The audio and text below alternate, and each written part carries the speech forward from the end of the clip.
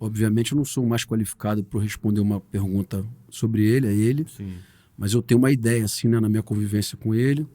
Eu digo da tua visão. Por que você acha que ele, né, teve e tem isso até hoje, né? Cara, eu tenho várias opiniões sobre isso, né? Uma é um que é um mestre, que é seu mestre também, o Rolando Kani. Sim. A outra é a posição que ele teve dentro da família de representação, e ele ter ido buscar coisas além de sua prática física para poder se preparar da maneira máxima que ele poderia.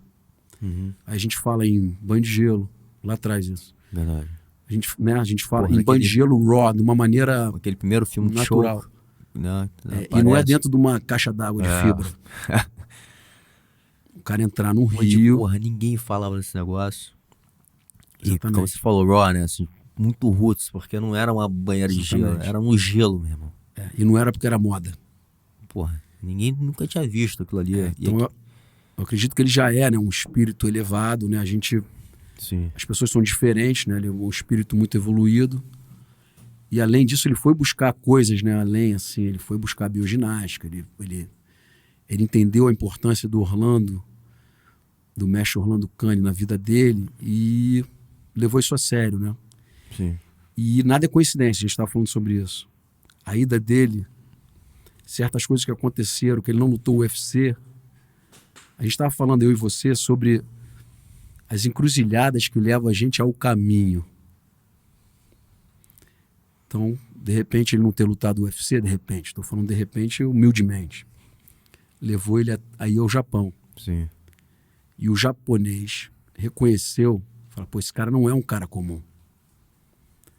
Esse cara entra com roupão branco. Esse cara reconhece a terra do sol nascente. Sim. E esse cara não bateu no japonês, ele teve compaixão.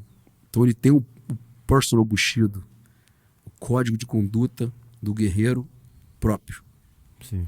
Que é o seu manual de instrução.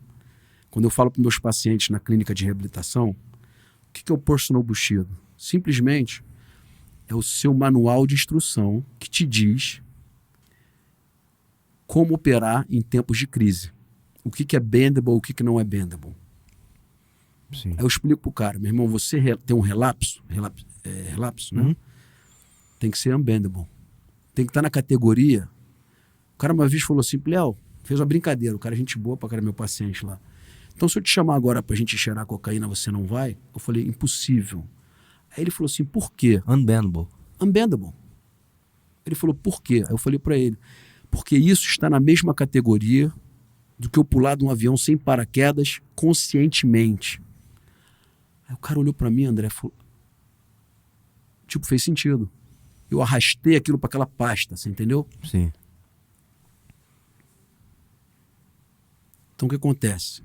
Finalizando o que a gente está falando do Rickson. Foi o Yuki Nakai. Sim. Quando o cara tava com o olho lá quase fechado, quase cego, ele falou, não vou dar um soco nesse cara porque eu não preciso.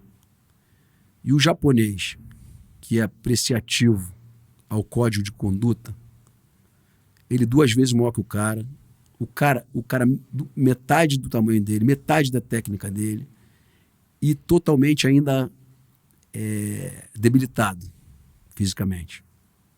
Tinha tido uma luta longa, ele não deu um soco no cara.